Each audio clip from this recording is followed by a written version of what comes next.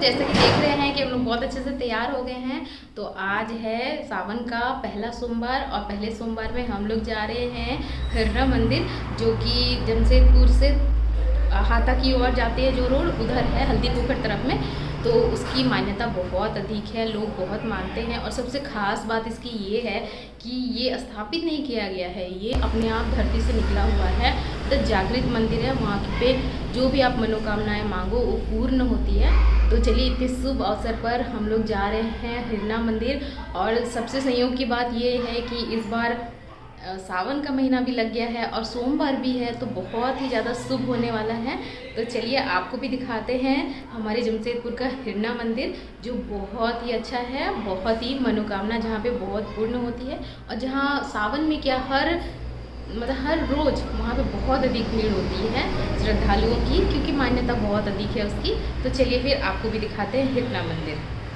तो चलिए जल्दी जल्दी गाड़ी में बैठते हैं, क्योंकि अभी हम बज रहा है 8। हम लोग का वहाँ पहुँचते पहुँचते शायद 3 घंटे तो लग ही जाएंगे। जमशेदपुर से हिरना मंदिर की दूरी 45 किलोमीटर की है। यह कोल्हान के पोटका विधानसभा में पड़ता है। हमें पहले जमशेदपुर जाना पड़ेगा, उसके बाद हाता जाना पड़ेगा, उसके बाद हल्दी पोखर के बाद बाएं रोड जो जाता है उसमें सीधे जाना है और उसके बाद हिरना मंदिर आता है। यह मंदिर उड़ीसा झारखंड के जस्ट बॉर्डर में पड़ता है। तो देखिए जीजा जी भी आ गए हैं, इनको हम लोग जमशेदपुर से ले लिए हैं और यही हम लोग को रास्ता दिखाएंगे। अभी ये जानकार है, इनके गांव के तरफ ही है ना, तो ये जानते हैं, तो हमें अच्छे से बता देंगे कहाँ मंदिर है, कैसे जाना है। ठीक है। यहाँ बिहार, बंगाल, उड़ीसा आदि राज्यों से भोले बाबा की पूजा अर्चना करने के लिए हजारों की संख्या में श्रद्धालु यहाँ आते हैं। यह हिरना गांव में बसा हुआ है, इसलिए इसे हिरना मंदिर भी कहा जाता है। इसका दूसरा नाम बाबा मुक्तेश्वर धाम भी है। यह चारों तरफ से जंगल और बड़े बड़े पेड़ों के बीच बसा हुआ है। देखिए हम लोग यहाँ पहुँच गए हैं और बहुत तेज़ बारिश हो रही है, बहुत ज़्यादा तेज़। तो चलिए आप भी पूजा करते हैं और हम लोग कुछ फल फूल नारियल वगैरह ले लेते हैं, उसके बाद फिर हम लोग पूजा करते हैं। ये बाप रे कितना किचकिच है, देख रहे हैं, ये देखिए बहुत अधिक बारिश हो रही है। ये है इसका मुख्य गेट, जो एक आकर्षण का केंद्र है। बहुत ही सुंदर सजावट की गई है, जिसके कारण से ये और भी मनमोहक लगता है। और ये है दूसरा गेट जो अभी बन ही रहा है। इस तरह इसके बहुत सारे गेट बन रहे हैं और यहाँ पे बहुत सारे छोटे छोटे भवन भी बन रहे हैं। और देखिए यहाँ पे कितने सारे लोग आए हैं, इतनी भारी बारिश होने के बावजूद भी इतने सारे लोग आए हैं। तो चलिए हम लोग इतने दूर से आए हैं, तो यहाँ पे हम लोग पहले हाथ पैर धो लेते हैं और लोटे में जल भी भर लेते हैं और उसके बाद चलिए अभी नारियल खरीदते हैं। देखिए चारों तरफ कितने बड़े बड़े पेड़ हैं, उनके बीच में बसा हुआ है ये प्यारा सा मंदिर। कहा जाता है कि यहाँ पर इस शिवलिंग की उत्पत्ति स्वयं हुई है, जिसके कारण इस स्थान का एक विशेष महत्व हो जाता है। भगवान की असीम कृपा है कि मैं इतने पवित्र स्थान तक पहुँच सकी। तो चलिए यहाँ पर हम लोग नारियल पुष्प वगैरह खरीदते हैं। तो यहाँ पे मेरे जीजा जी को ये काम दिया गया है, क्योंकि उन्हें उड़िया, संथाल, माझी सारी भाषाएं आती है और यहाँ के जो लोकल लोग जिस भाषा में बात कर रहे थे वो मेरे जीजा जी को ईजिली आती है, तो वो अपनी भाषा में उनसे बात कर रहे थे, जो सुन के बड़ा अच्छा लग रहा था। और ज़रूरी भी है, वरना हम लोग यहाँ पे हिंदी में अगर बात करेंगे तो ये लोग हमें बाहरी सोचेंगे। लगना चाहिए ना कि हम इन्हीं में से एक हैं। और मेरा मानना तो ये है कि जैसा देश वैसा भेष। तो देखिए ये है गर्भगृह, जहाँ पे बहुत अधिक भीड़ है और इसी समय लाइन भी चली गई यहाँ पे, तो हमें तो कुछ दिख भी नहीं रहा है, फिर भी थोड़ी थोड़ी रोशनी आ रही है, उसी से ही पंडित जी यहाँ पे सबकी पूजा करा रहे हैं। तो चलिए अभी मैं आपको बताती हूँ बाबा मुक्तेश्वर धाम की उत्पत्ति का रहस्य। लोक कथा के अनुसार 800 वर्ष पहले हरिना जंगल में एक गाय चरने आती थी और वह घर जाके दूध नहीं देती थी। चरवाहा इस बात से बहुत परेशान हुआ कि गाय दूध क्यों नहीं दे रही है। एक दिन चरवाहा ने निश्चित किया कि मैं गाय के पीछे पीछे जाता हूँ। चरवाहा पेड़ के ऊपर चढ़कर देखने लगा कि गाय आखिर जाती कहाँ है। तो गाय एक जगह जाकर खड़ी हो गई और अपना दूध निकालने लगी। यह देखकर चरवाहा बड़ा हैरान हुआ। जब गाय दूध देने के बाद वहाँ से चले गई, तब चरवाहा वहाँ गया और उस जगह की साफ सफाई की। उसने देखा कि वहाँ एक शिवलिंग है। यह बात गांव में आग की तरह फैल गई कि शिवलिंग पर रोज एक गाय जाती है और अपना दूध देती है। फिर सभी गांव वाले यहाँ आए और इस जगह की साफ सफाई की और फिर पूजा अर्चना करने लगे।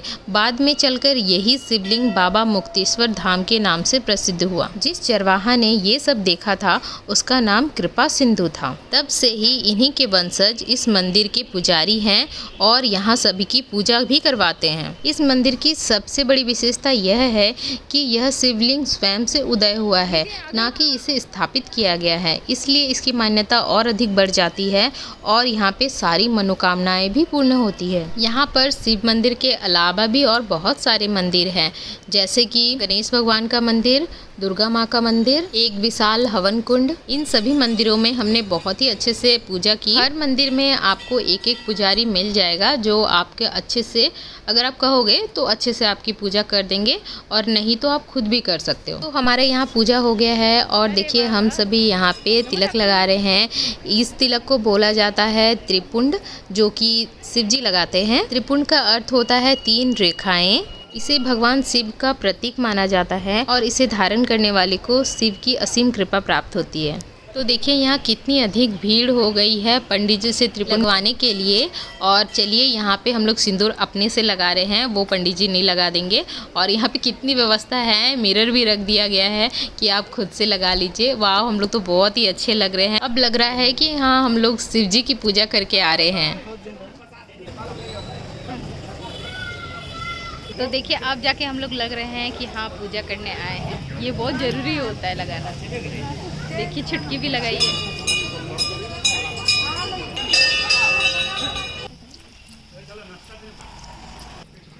तो देखिए यहाँ पे 2 रोड है, एक इधर तरफ में है जो अभी गेट सही से बना नहीं है और एक हम लोग उधर जा रहे हैं। उधर पे गेट बना हुआ है बहुत सुंदर सा, जो कि बहुत पुराना है। तो चलिए वहाँ आपको दिखाते हैं, बहुत ही सुंदर गेट बना। फिर तो चलिए पूजा वूजा हो गया है और हम सबों को भी बहुत अधिक भूख लग रही है, तो हम लोग यहाँ पे चाट खाते हैं। गांव की दुकान से जो भी चीज़ मिले ना खा लेना चाहिए, गांव में बहुत ही टेस्टी मिलता है। मैं तो यहाँ आलू चॉप ढूंढ रही हूँ, अगर मुझे आलू चॉप मिल जाए तो मैं खा लूँगी, क्योंकि जो गाँव में मिलता है ना वो टेस्ट आपको शहर में नहीं मिलता। तो चलिए मैं ढूँढती हूँ। तो देखिए यहाँ मैन भी कुछ ले रहा है और सामने में ही यहाँ पे देखिए एक राधा कृष्ण का मंदिर है। तो चलिए यहाँ भी दर्शन कर लेते हैं। देखिए कितना सुंदर मंदिर है, हरना मंदिर के जस्ट बगल में ही है। बहुत लोग यहाँ पे आते हैं, हरना मंदिर के दर्शन करते हैं और यहाँ नहीं आते हैं, तो उनसे मैं कहना चाहूँगी कि प्लीज़ यहाँ भी आइए, राधा कृष्ण के दर्शन कीजिए और अपनी मनोकामनाओं को पूर्ण कीजिए। अब मैं इनको देखिए यहाँ से आना ही नहीं चाह रहा। मैं बोली चलो, बट यहाँ पे खड़े होके कुछ खाए जा रहा है। मुझे डर लग रहा है कि पंडित जी कहीं डांटे ना। तो देखिए पूजा वूजा बहुत ही अच्छे से हो गया। कम भीड़ है तो हम लोग बहुत अच्छे से पूजा कर लिए। और अभी देखिए यहाँ पे हम लोग गांव में आए हैं, थोड़ा सा इधर सामने में ही गांव है। और देखिए वहाँ पे एक छोटा सा स्कूल है, मुक्तेश्वर धाम हाई स्कूल, देख रहे हैं। सारे बच्चे भी पढ़ाई कर रहे हैं और हम लोग आए हैं यहाँ पे पूजा करने के लिए। और अभी का जो मौसम है वो बहुत ही अच्छा, बहुत ही अच्छा, मतलब हल्की हल्की बारिश हो रही है और खेतों में देखिए धान लगे हुए हैं, सब धान लगा रहे हैं। बहुत ही सुंदर मौसम, बहुत ज़्यादा सुंदर है। देखिए हम यहाँ पे एक छोटा सा कुआं भी है, देखिए इसको तो बस खाना है, कुछ मिल जाए यहाँ वहाँ, चिप्स कुरकुरे बस यही सब। तो देखिए ये जस्ट बॉर्डर में पड़ता है, उड़ीसा के बॉर्डर में। यहाँ से थोड़ा दूर और सामने जाएंगे तो उड़ीसा पहुँच जाएंगे हम लोग। तो आज पूजा करके बहुत ही अच्छा लगा। बड़ी बात है कि ये मतलब मैंने छू के भी देखा, मतलब इतने गहराई में था, ऐसे चरकोट बना हुआ है और उसके अंदर में है। तो मैंने पंडित जी से पूछ लिया कि मैं छू सकती हूँ, बोला हाँ हाँ क्यों नहीं। मेरा हाइट मतलब मेरे हाथ इतना छोटा पड़ जा रहा था, मैं इसे घुस जा रही थी।